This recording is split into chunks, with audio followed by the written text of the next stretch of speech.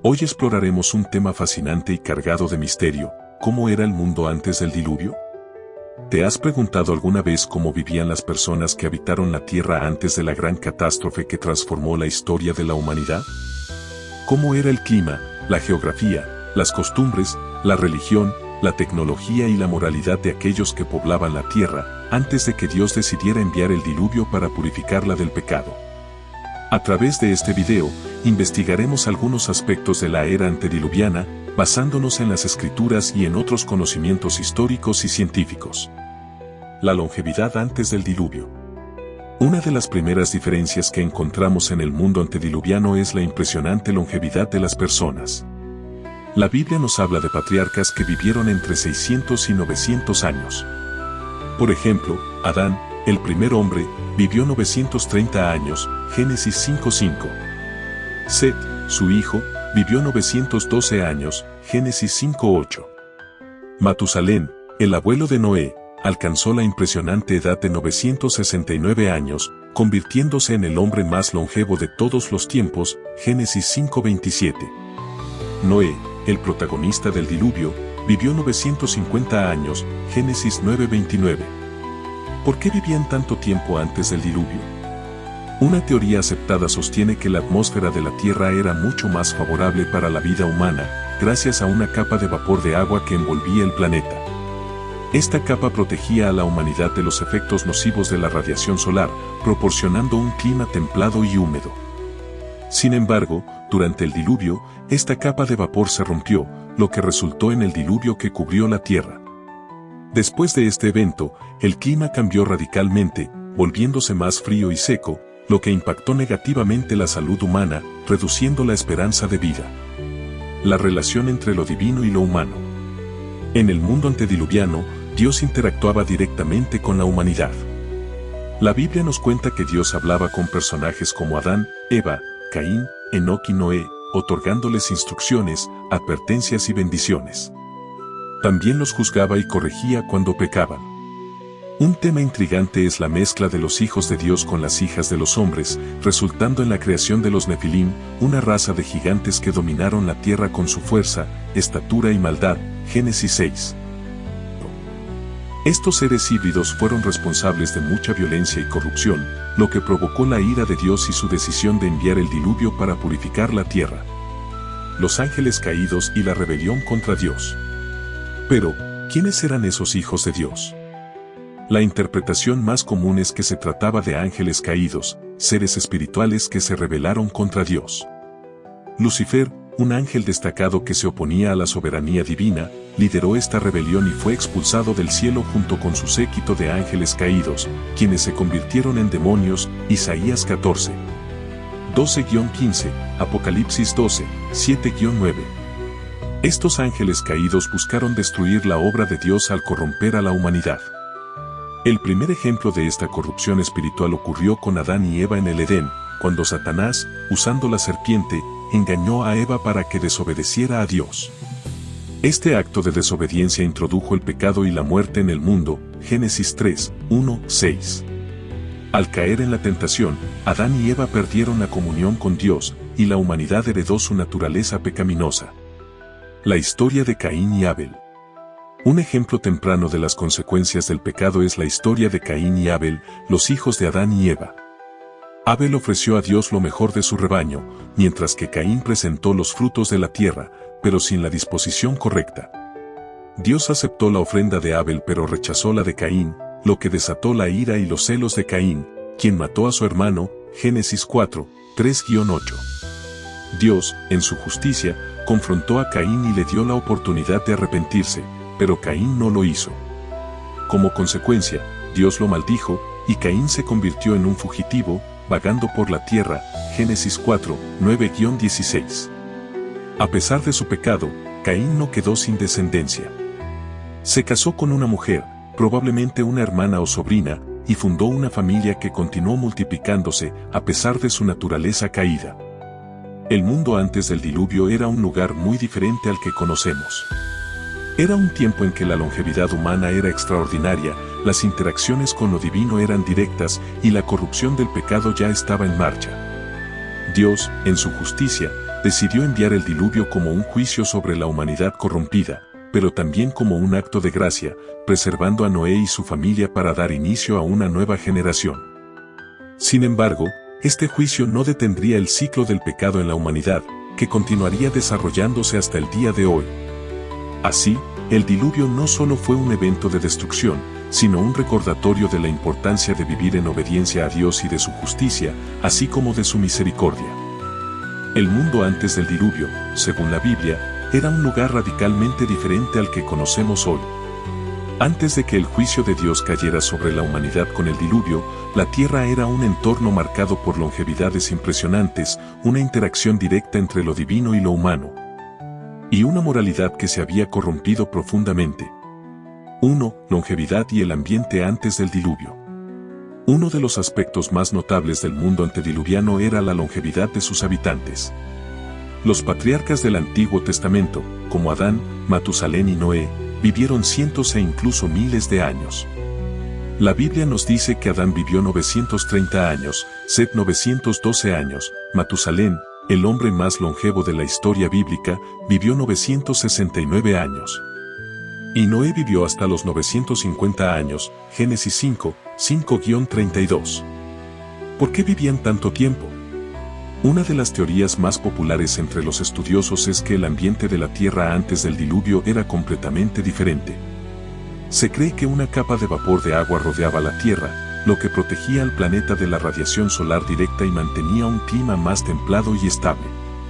Esta capa de vapor, que se rompió durante el diluvio, habría contribuido a la longevidad de los seres humanos, protegiendo sus cuerpos de los efectos de la radiación y ofreciendo un ambiente más saludable.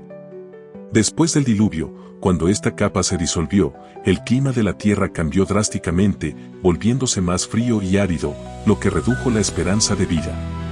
Texto bíblico relacionado.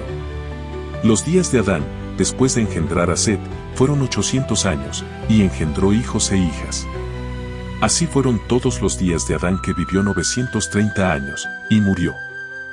Génesis 5, 4-5. La comunicación directa de Dios con los humanos. Otro aspecto fascinante del mundo antes del diluvio era la forma en que los seres humanos podían comunicarse directamente con Dios. Personajes como Adán, Eva, Caín, Enoc y Noé recibían instrucciones y advertencias directas de Dios. Este tipo de relación cercana entre lo divino y lo humano era común, y Dios intervenía activamente en los asuntos humanos, guiando y corrigiendo a sus siervos. La humanidad no solo era consciente de la existencia de Dios, sino que también recibía revelación directa de Él. Texto bíblico relacionado. Y caminó Enoc con Dios, y desapareció, porque le llevó Dios. Génesis 5:24. Los Nefilim, la mezcla entre lo divino y lo humano. Un tema que ha generado mucha controversia es la existencia de los Nefilim, que eran descendientes de la unión entre los hijos de Dios y las hijas de los hombres. Según Génesis 6, 1-4, estos seres eran gigantes que no solo se caracterizaban por su estatura, sino también por su inmensa maldad. ¿Quiénes eran los hijos de Dios? La interpretación más comúnmente aceptada entre los estudiosos es que los hijos de Dios eran ángeles caídos, seres espirituales que se rebelaron contra Dios y tomaron forma humana para unirse a mujeres humanas. Esta unión generó a los Nefilim, seres híbridos con características tanto humanas como divinas, quienes se hicieron famosos por su enorme fuerza, su maldad y su violencia. Estos Nefilim supuestamente jugaron un papel importante en la corrupción moral de la humanidad, lo que provocó el juicio divino del diluvio. Texto bíblico relacionado. Y aconteció que cuando los hombres comenzaron a multiplicarse sobre la faz de la tierra, y les nacieron hijas, que los hijos de Dios vieron que las hijas de los hombres eran hermosas, y tomaron para sí mujeres, escogiendo entre todas. Génesis 6, 1-2. La caída de Satanás y la introducción del pecado. Para comprender el origen del mal y la corrupción que predominaba en la tierra antes del diluvio, debemos retroceder al principio de los tiempos. La Biblia nos enseña que antes de la creación de la tierra, existía un ser llamado Lucifer, el ángel más hermoso y poderoso, que deseaba despojar a Dios de su autoridad. En su orgullo, Lucifer se rebeló contra Dios, llevando con él a un tercio de los ángeles, quienes pasaron a ser demonios. Este acto de rebelión resultó en la expulsión de Lucifer y sus seguidores del cielo, y su caída provocó la guerra espiritual entre el reino de Dios y el reino de Satanás. Satanás, en su nuevo rol como adversario de Dios, intentó destruir la creación divina al engañar a Adán y Eva. La serpiente, una de las criaturas más astutas que Dios creó, utilizó sus habilidades para manipular a Eva, llevándola a dudar de la bondad de Dios. Al desobedecer el mandato de Dios y comer del fruto prohibido, Eva y Adán cayeron en pecado, lo que trajo consigo la muerte, el sufrimiento y la separación de la comunión con Dios. Texto bíblico relacionado. Y el gran dragón fue arrojado fuera, la serpiente antigua, que se llama Diablo y Satanás, el cual engaña al mundo entero, fue arrojado a la tierra, y sus ángeles fueron arrojados con él. Apocalipsis 12:9. La violencia y corrupción en la tierra. Uno de los aspectos más oscuros del mundo antediluviano fue la creciente violencia y corrupción. La humanidad, influenciada por los Nefilim y la influencia de Satanás, comenzó a alejarse cada vez más de los caminos de Dios. Génesis 6, 5-7 describe cómo la maldad de los hombres era mucha en la tierra, y Dios lamentó haber creado al hombre debido a la corrupción y violencia que dominaba la tierra. Texto bíblico relacionado. Y vio Jehová que la maldad de los hombres era mucha en la tierra, y que todo designio de los pensamientos del corazón de ellos era de continuo solo el mal. Y se arrepintió Jehová de haber hecho al hombre en la tierra, y le dolió en su corazón. Génesis 6, 5-6. El juicio divino y el diluvio. Finalmente, la corrupción y el pecado desenfrenado llevaron al juicio divino. Dios decidió destruir toda la humanidad y la creación por medio de un diluvio, pero encontró a un hombre justo, Noé, quien halló gracia ante los ojos de Dios. Dios ordenó a Noé construir un arca para salvar a su familia y a las especies animales. La lluvia comenzó, y el mundo fue cubierto por las aguas, destruyendo todo lo que había sobre la faz de la tierra. Texto bíblico relacionado. Y dijo Jehová a Noé: he decidido el fin de todo ser porque la tierra está llena de violencia a causa de ellos, y he aquí que yo los destruiré con la tierra. Génesis 6:13. El diluvio fue el momento culminante del juicio de Dios sobre la maldad humana.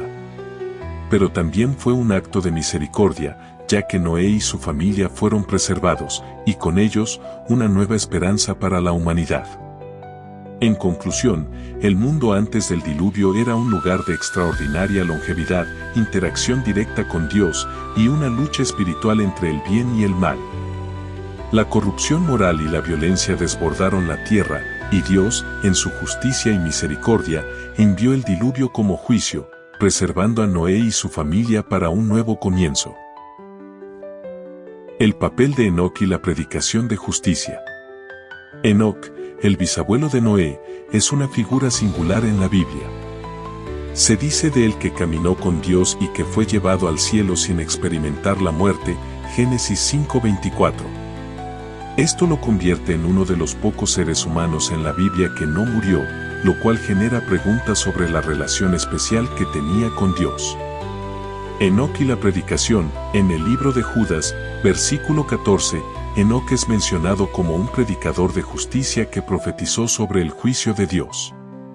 Se le presenta como alguien que advirtió a los malvados sobre el juicio divino, diciendo: he aquí, vino el Señor con sus santas decenas de millares, para hacer juicio contra todos, y para condenar a todos los impíos de todas sus obras impías que han hecho impíamente, y de todas las cosas duras que los pecadores impíos han hablado contra él. Este pasaje muestra a Enoc como un profeta que no solo caminó con Dios, sino que también proclamó el juicio sobre la humanidad. Sin embargo, la Biblia no proporciona muchos detalles sobre las predicaciones de Enoc, lo que ha dado pie a diversas especulaciones y tradiciones, tanto dentro como fuera del canon bíblico. El estado moral y espiritual de la humanidad. Una de las características más importantes del mundo prediluviano fue su creciente corrupción moral. La humanidad, al estar influenciada por el pecado, especialmente a través de las interacciones con los hijos de Dios, los ángeles caídos, según algunas interpretaciones, y la maldad de los Nefilim, cayó en una espiral de maldad generalizada.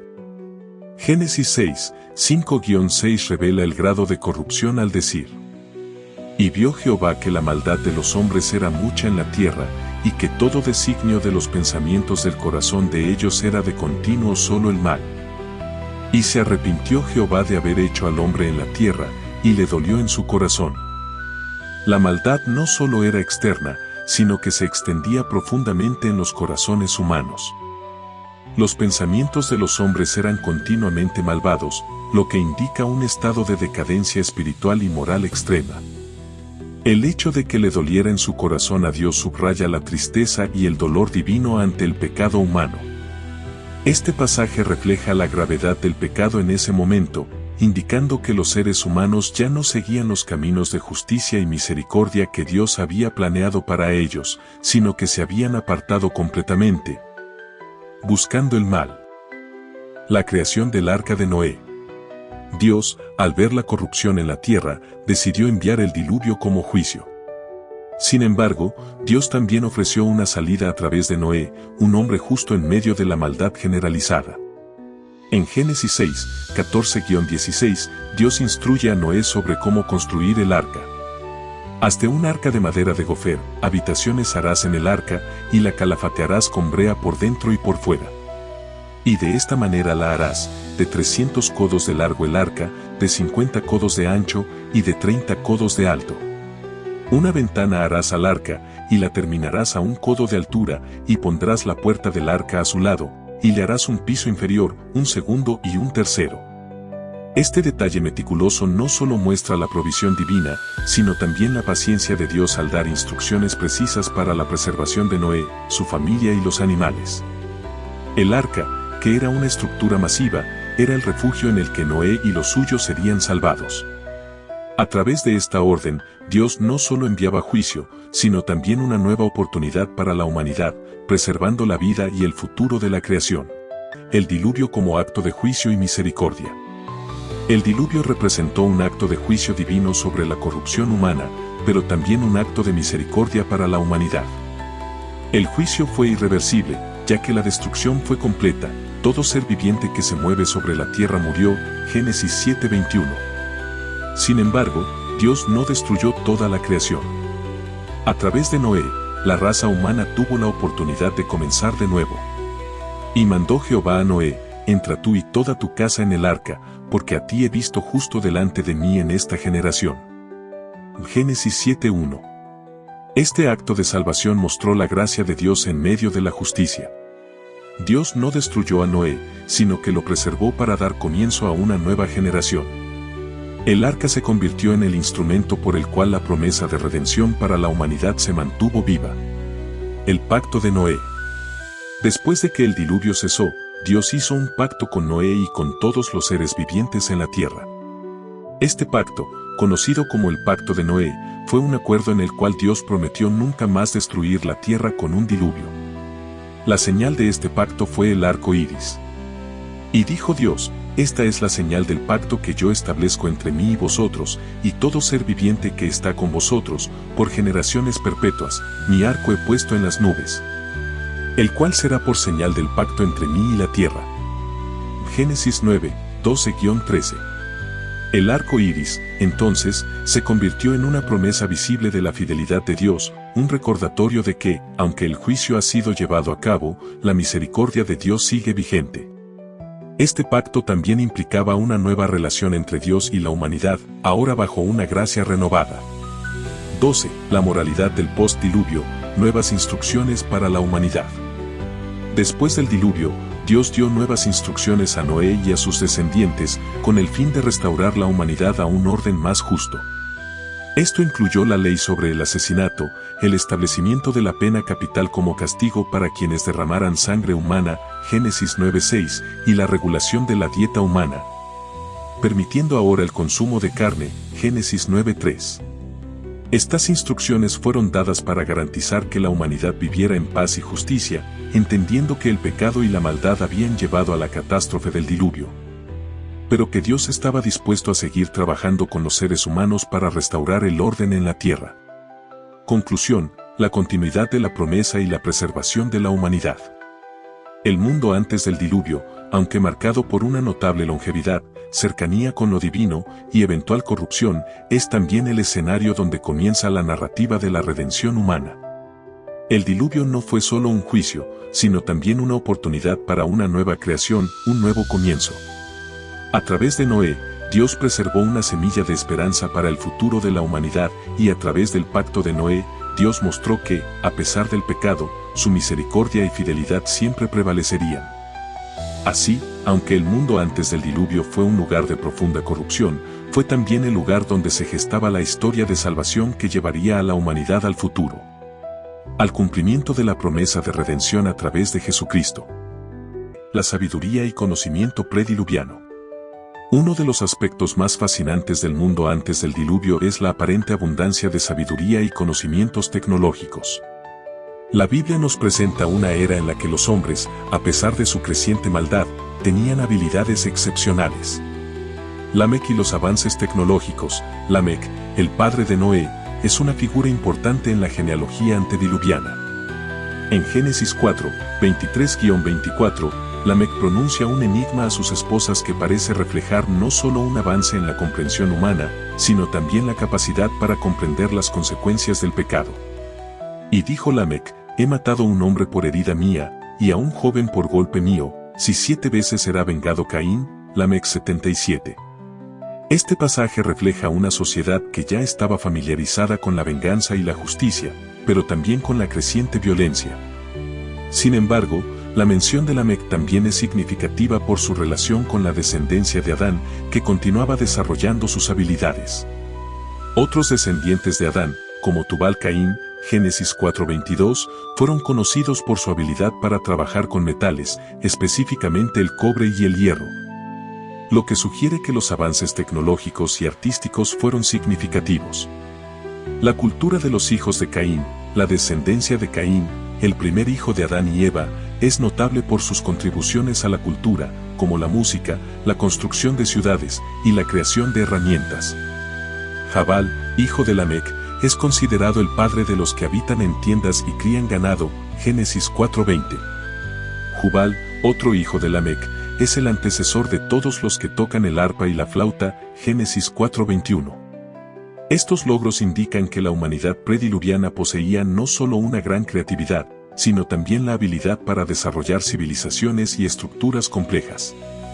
Este desarrollo, sin embargo, estaba marcado por una moralidad deteriorada, lo que refleja que el conocimiento y el progreso no siempre están acompañados de justicia o rectitud espiritual. 14. Los Nefilim, figuras misteriosas y su influencia.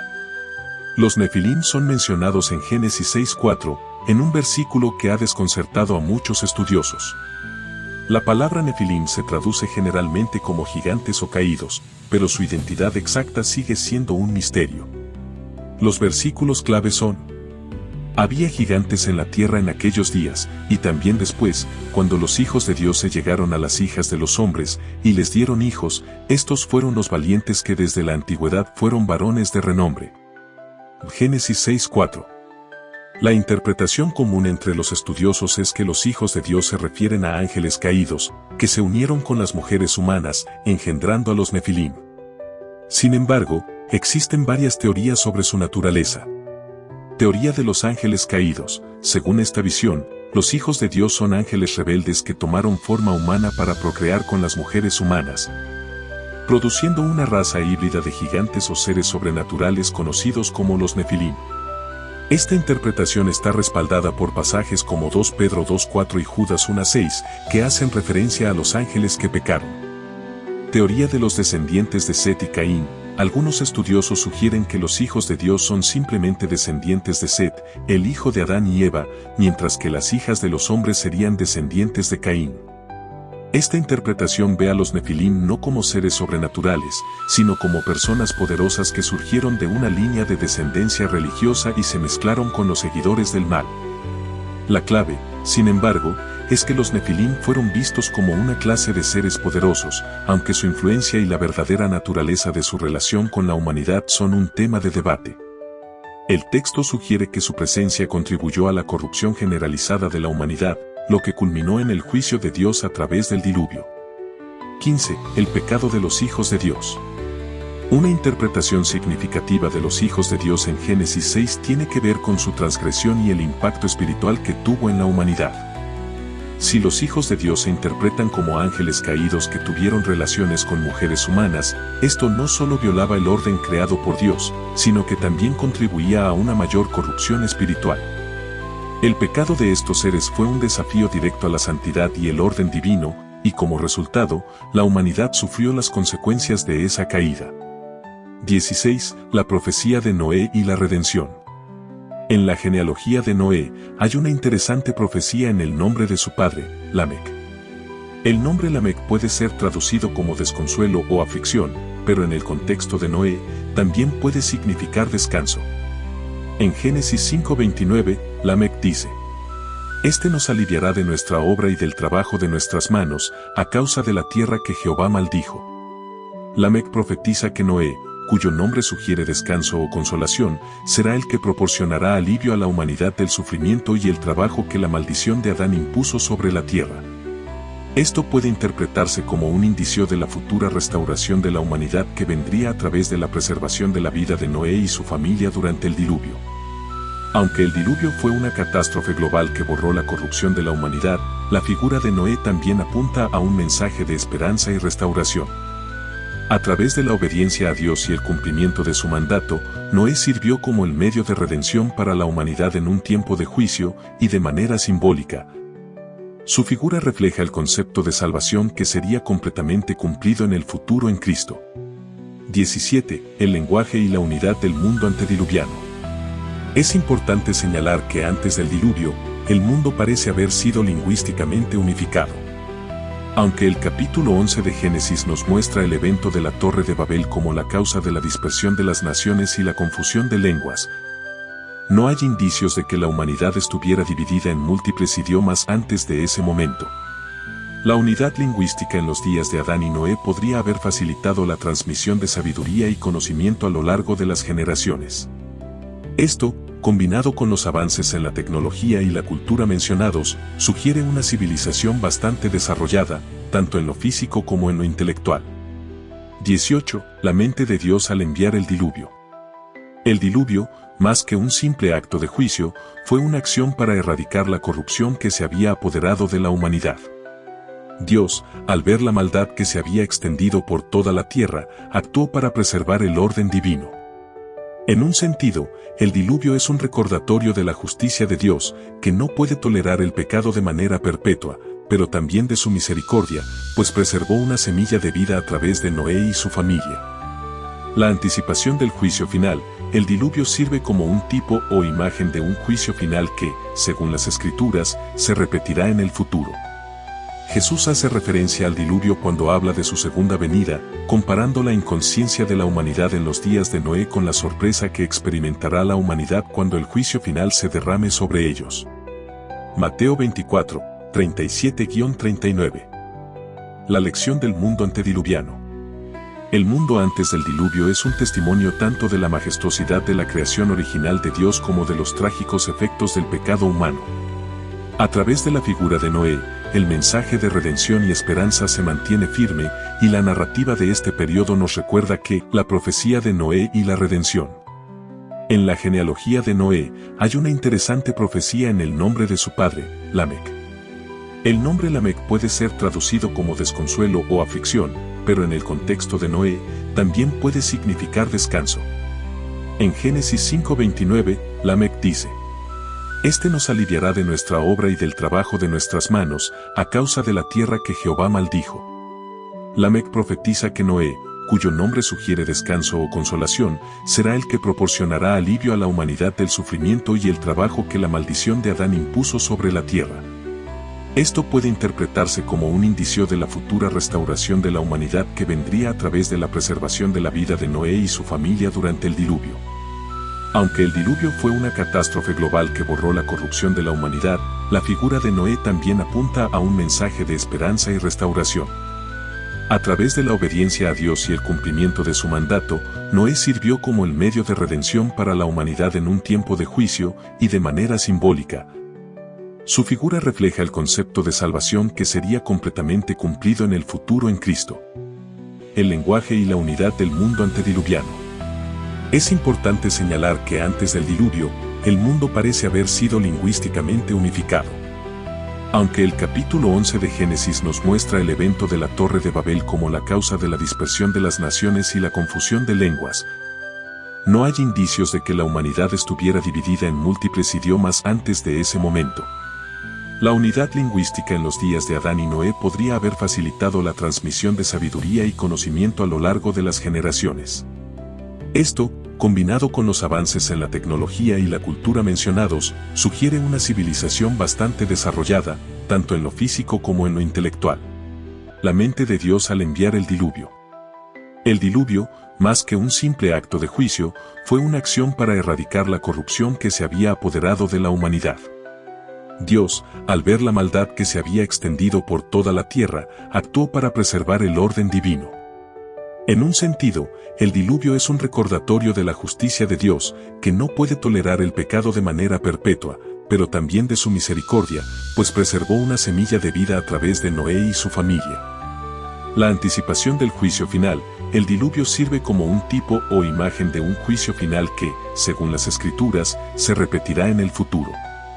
Jesús hace referencia al diluvio cuando habla de su segunda venida, comparando la inconsciencia de la humanidad en los días de Noé con la sorpresa que experimentará la humanidad cuando el juicio final se derrame sobre ellos. Mateo 24, 37-39. La lección del mundo antediluviano. El mundo antes del diluvio es un testimonio tanto de la majestuosidad de la creación original de Dios como de los trágicos efectos del pecado humano. A través de la figura de Noé, el mensaje de redención y esperanza se mantiene firme, y la narrativa de este periodo nos recuerda que, a pesar de la corrupción y el caos, siempre hay una oportunidad para la salvación para aquellos que siguen el camino de la justicia divina. El juicio del diluvio es no solo un recordatorio de la seriedad del pecado, sino también una muestra de la fidelidad de Dios a sus promesas, preservando a un remanente de la humanidad para un futuro de restauración. 19. El estado moral y espiritual de la humanidad prediluviana. La Biblia nos dice que la maldad de los hombres era mucha en la tierra y que todo designio de los pensamientos del corazón de ellos era de continuo solamente el mal. Génesis 6:5. Este versículo proporciona una evaluación clara de la condición moral de la humanidad antediluviana. Aquí se presenta una imagen de una humanidad completamente corrompida, donde la violencia, la perversión y el alejamiento de Dios predominaban. La corrupción generalizada. Este pasaje no solo habla de una violencia física, sino también de una corrupción espiritual. El mal no se limita simplemente a los actos de violencia o a la inmoralidad externa, sino que penetra incluso los pensamientos y los corazones de los seres humanos. La idea de que todo designio de los pensamientos del corazón estaba corrompido indica un alejamiento total de la rectitud divina. La humanidad no solo había caído en el pecado a través de actos externos, sino que su naturaleza misma había sido corrompida. El pecado de los hijos de Dios y las hijas de los hombres. Otro aspecto crucial de esta corrupción es el pecado de los hijos de Dios y las daughters of men que produce a los Nefilim, mencionados en Génesis 6, 2-4. Existen varias interpretaciones sobre estos pasajes, pero lo que está claro es que este pecado tiene profundas implicaciones teológicas y morales. De acuerdo con una interpretación común, los hijos de Dios son ángeles caídos que tuvieron relaciones sexuales con las mujeres humanas, lo que resultó en la creación de una raza híbrida de gigantes. La relación entre ángeles caídos y seres humanos es una transgresión grave que refleja el desorden de la creación de Dios. Este pecado parece haber sido una de las causas fundamentales de la corrupción total que llevó al diluvio. Según algunas tradiciones, este acto también introdujo una especie de híbrido corrupto entre lo divino y lo humano, desfigurando el plan original de Dios para la humanidad. 20. La profecía de Enoc, advertencia y esperanza. Enoc es otra figura clave en la era antediluviana, y su historia tiene implicaciones significativas tanto para el entendimiento de la justicia divina como de la esperanza de la redención. Enoc, séptimo desde Adán, es conocido por haber caminado con Dios y por no haber muerto, sino que fue traspuesto. Génesis 5:24. Esto lo convierte en una figura excepcional, pues no solo evitó la muerte física, sino que fue llevado directamente al cielo. lo que sugiere una relación especial con Dios. La profecía de Enoc. Enoc también es mencionado en el libro apócrifo de Enoc, que aunque no forma parte del canon bíblico, ha influido en muchas tradiciones teológicas. En este libro, Enoc recibe revelaciones sobre el juicio de Dios contra los ángeles caídos y el castigo de la humanidad corrupta. En el capítulo 1 del libro de Enoc, Enoc profetiza el juicio divino.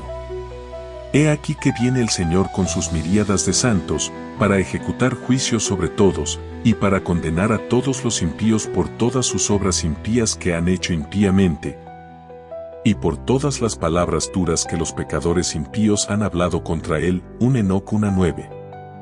Este juicio final contra los impíos y corruptos está claramente ligado al diluvio y sirve como una advertencia para las generaciones posteriores sobre las consecuencias de apartarse de Dios. Sin embargo, la presencia de Enoc en la historia antediluviana es también un recordatorio de que incluso en los tiempos de mayor corrupción, siempre hay aquellos que caminaron con Dios y que recibieron la revelación de su voluntad. La dualidad entre juicio y esperanza. Enoc representa una figura de esperanza, ya que su vida nos recuerda que, aunque la humanidad se encontraba en un estado de corrupción profunda, siempre ha habido un remanente fiel que sigue a Dios. Este remanente fiel se ve también en la figura de Noé, quien, a pesar de estar rodeado por una generación de maldad, permaneció justo y fiel a Dios. 21. La presencia del Espíritu Santo antes del diluvio. Aunque no se menciona explícitamente en el relato de Génesis, muchos estudiosos creen que el Espíritu Santo ya estaba presente en el mundo antediluviano. La obra del Espíritu Santo antes del diluvio no era tan prominente como en tiempos del Nuevo Testamento, pero él jugaba un papel esencial en la vida de aquellos que permanecían fieles a Dios. Génesis 6:3 dice: Y dijo Jehová, no contenderá mi espíritu con el hombre para siempre, porque ciertamente él es carne, pero serán sus días 120 años. Este versículo puede interpretarse como una indicación de que el Espíritu Santo estaba trabajando activamente en la humanidad, instándolos a la rectitud. Pero el pecado estaba tan arraigado que se acercaba el juicio divino. La paciencia de Dios, tal como lo muestra la extensión del tiempo antes del diluvio, 120 años, refleja la misericordia del Espíritu Santo en advertir y dar tiempo a la humanidad para arrepentirse. 22. La generación de Noé, un faro de justicia en un mundo corrupto. Noé, el hombre justo que halló gracia ante los ojos de Dios, es una figura central no solo en el relato del diluvio, sino también como símbolo de la preservación de la justicia y la esperanza de restauración. En Génesis 6:9 se dice: Estas son las generaciones de Noé, Noé varón justo, perfecto en sus generaciones, con Dios caminó Noé. El carácter de Noé, Noé es descrito como justo y perfecto en sus generaciones. Esto no significa que Noé fuera sin pecado, sino que en el contexto de su tiempo, su vida reflejaba la obediencia a Dios en medio de una sociedad corrupta.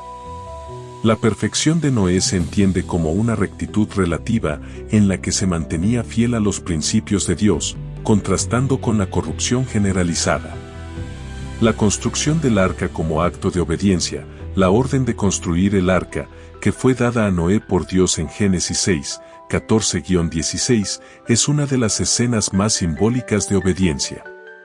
La construcción del arca no solo fue una tarea monumental, sino también un acto público de fe, ya que Noé fue advertido de un diluvio que aún no se había materializado. Durante los años que duró la construcción, Noé fue también un predicador de justicia, advirtiendo a la gente sobre el juicio inminente. 2 Pedro 2:5. La preservación del linaje humano, la supervivencia de Noé y su familia en el arca es fundamental no solo para la preservación de la humanidad, sino también para la restauración del mundo después del diluvio. Noé se convierte en el nuevo patriarca de la humanidad, y sus hijos, Sem, Cam y Jafet, repoblarán la tierra después del juicio. 23. El diluvio, juicio y restauración. El diluvio, que duró 40 días y 40 noches, representa el juicio divino sobre la humanidad, pero también es un acto de purificación. Al destruir toda la vida corrupta, Dios estaba limpiando la tierra para permitir una nueva oportunidad para la humanidad. Sin embargo, el diluvio no solo fue un acto de destrucción, también fue un acto de restauración, ya que a través de Noé, Dios estaba preservando la posibilidad de una humanidad fiel a Él. Simbolismo del arca. El arca se convierte en un símbolo de salvación. Aquellos que se refugian en el arca son salvos, mientras que el resto del mundo es destruido.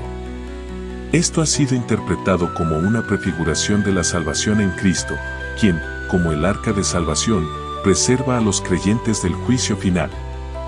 Este paralelo es explícito en el Nuevo Testamento, donde Pedro hace una conexión directa entre el diluvio y el bautismo, 1 Pedro 3, 20-21. El pacto con Noé. Después del diluvio, Dios hace un pacto con Noé y su descendencia, prometiendo nunca más destruir la tierra con un diluvio. El arco iris se establece como señal de este pacto, Génesis 9, 13-17.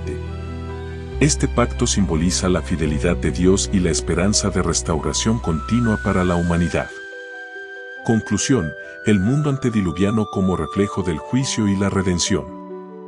El mundo antediluviano es un testimonio de la capacidad humana para la corrupción, pero también un recordatorio de la gracia y la misericordia de Dios. La narrativa del diluvio revela que, aunque el pecado tiene consecuencias devastadoras, siempre hay una oportunidad de redención y restauración a través de la obediencia y la fe. Noé, como el hombre justo que fue preservado del juicio, se convierte en el precursor de una nueva humanidad que debe vivir conforme a los principios divinos para evitar la repetición de los errores del pasado. En última instancia, el relato del mundo antes del diluvio no solo es un capítulo de juicio, sino también de esperanza, mostrando que el plan de Dios para la humanidad, aunque afectado por el pecado, nunca está fuera de su control soberano. El sentido del arca, simbolismo de salvación y restauración en Cristo. El relato del arca de Noé no solo es una narración histórica del juicio y la restauración de la humanidad, sino que posee un profundo simbolismo que apunta hacia la obra redentora de Cristo. En este contexto, el arca se convierte en un símbolo de salvación y su significado cobra una dimensión trascendental en el plan divino de redención. Al explorar el sentido espiritual y teológico del arca, descubrimos una conexión clara con la salvación ofrecida por Cristo, quien, al igual que el arca, ofrece protección y seguridad en medio del juicio divino. 1. El arca como refugio y protección. En Génesis 6, Dios instruye a Noé a construir un arca como refugio para su familia y para las especies animales, con el fin de preservarlas del juicio divino que se manifestaría a través del diluvio. El arca no solo fue un medio de preservación física, sino que se convirtió en el único refugio seguro en un mundo condenado. El simbolismo de protección. El arca representa el único medio de escape del juicio de Dios. Cuando el diluvio llega, aquellos que estaban dentro del arca fueron preservados, mientras que los que quedaron fuera fueron destruidos. De manera similar, la salvación en Cristo ofrece refugio de la condenación eterna. Jesús mismo se presenta como el único camino hacia la salvación: yo soy el camino, la verdad y la vida, nadie viene al Padre, sino por mí. Juan 14:6. Al igual que en los días de Noé, hay una única vía de salvación, y esa vía es Cristo. 2. El arca como figura de la redención. El arca también puede entenderse como un tipo de Cristo en su función redentora. Noé y su familia no merecían ser salvados, pero fueron elegidos por la gracia de Dios para ser preservados del juicio. Este acto de salvación no fue por mérito, sino por la misericordia de Dios. La misma gracia se extiende a los creyentes en Cristo. Como Noé encontró gracia ante los ojos de Dios, Génesis 6:8, los creyentes encuentran gracia en Cristo, quien, a través de su sacrificio, ofrece la salvación a todos los que se refugian en Él. Cristo como el arca de salvación. El apóstol Pedro conecta el relato del diluvio con el bautismo en su primera epístola, diciendo: el cual también, después de haber sido vivido en la carne, fue hecho espíritu y predicado a los espíritus encarcelados, los cuales en otro tiempo desobedecieron cuando esperaba la paciencia de Dios en los días de Noé, mientras se preparaba el arca, en la cual pocos, es decir, 8 almas, fueron salvadas por agua. El bautismo que corresponde a esto ahora os salva, no quitando las inmundicias de la carne, sino como la petición de una buena conciencia hacia Dios, por la resurrección de Jesucristo. 1 Pedro 3, 19-21. Aquí, Pedro muestra que el arca de Noé prefiguraba el acto redentor de Cristo, quien, al morir por los pecados de la humanidad, se convierte en el único medio para alcanzar la salvación. Así como el arca fue el refugio seguro para Noé y su familia en medio de la destrucción, Cristo es el refugio seguro para aquellos que creen en Él, preservándolos del juicio eterno. 3. El arca como símbolo de la nueva creación. Después del diluvio, Noé y su familia son los primeros en experimentar una nueva oportunidad para repoblar la tierra. Este nuevo comienzo se presenta como un paralelo con la resurrección de Cristo, quien trae consigo la posibilidad de una nueva creación. El arca es un símbolo de restauración, un refugio que no solo preserva, sino que también da paso a la renovación.